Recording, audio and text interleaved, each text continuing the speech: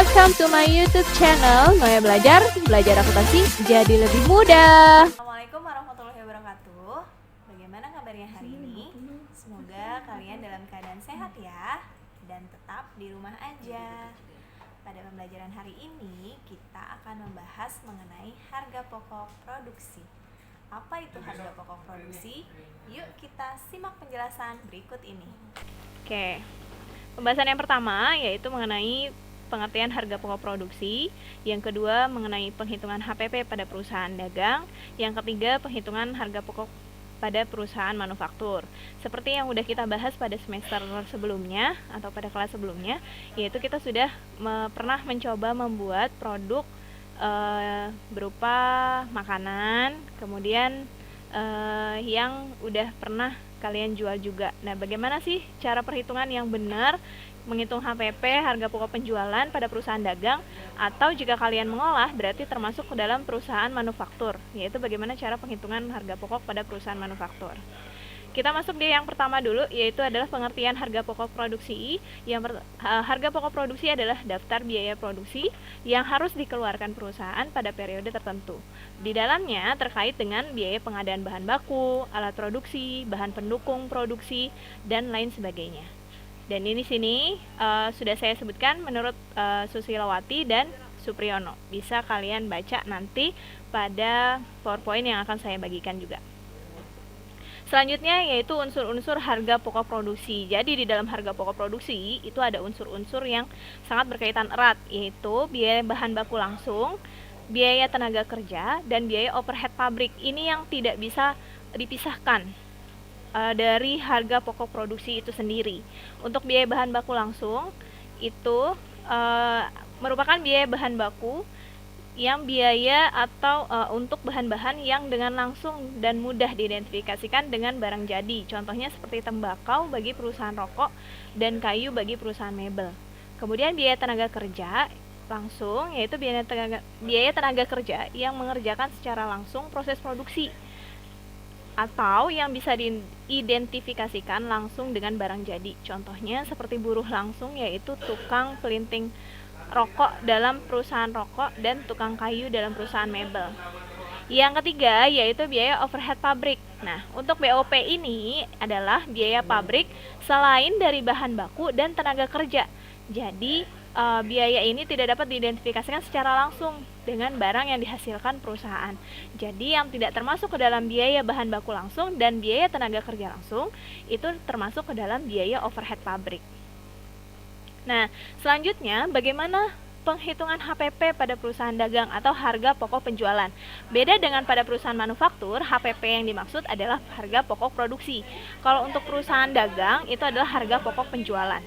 Nah, penghitungan harga pokok penjualan pada perusahaan dagang, HPP disebut juga dengan cost of goods sold atau disingkat dengan COGS.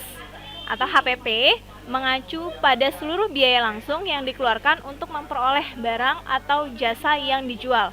Umumnya HPP tadi mencangkup biaya bahan baku, kemudian biaya tenaga kerja langsung, dan BOP. Tujuan dari penghitungan HPP adalah untuk mengetahui besarnya biaya yang dikeluarkan dalam produksi barang dan jasa. HPP muncul pada laporan laba rugi sebagai komponen utama dari biaya dan memiliki beberapa komponen sebagai berikut. Nah, pertama persediaan barang dagang dikurang dengan persediaan barang dagang awal atau persediaan barang dagang pada awal periode.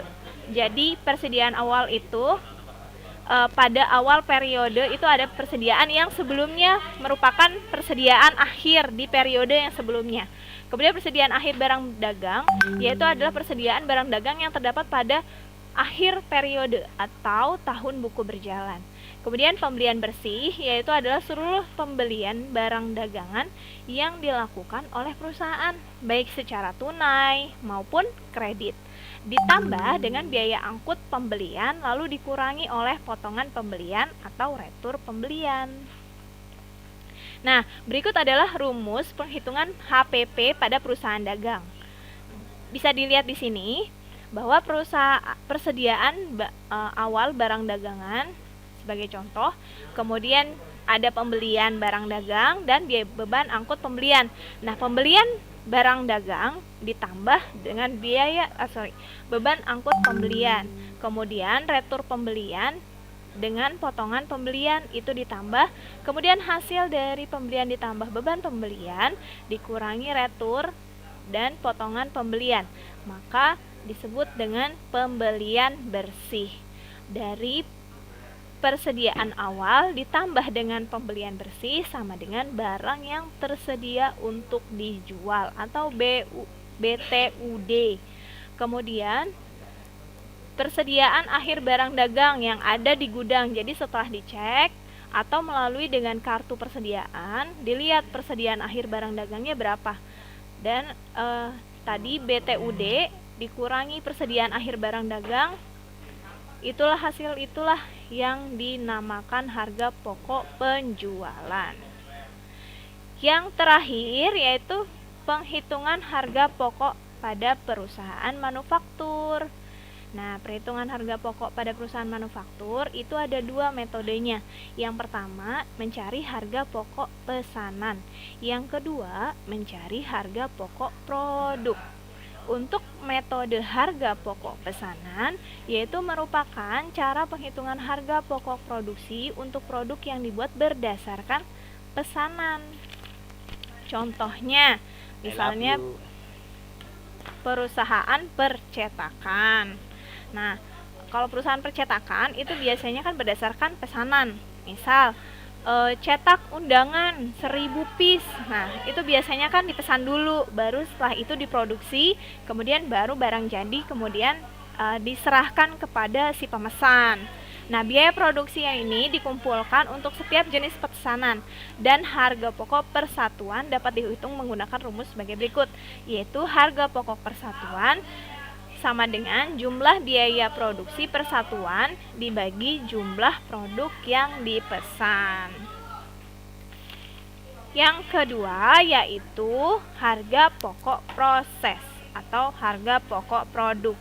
Metode penghitungan harga pokok produk berdasarkan kepada pengumpulan biaya-biaya produksi dalam suatu periode tertentu dibagi dengan jumlah unit produksi periode yang bersangkutan. Misalnya, untuk perusahaan yang memiliki sifat produk massal, pada umumnya perusahaan tersebut akan memproduksi barang untuk keperluan persediaan yang ada di gudang. Jadi kalau tadi berdasarkan pesanan, itu kan dipesan dulu, baru setelah itu diproduksi.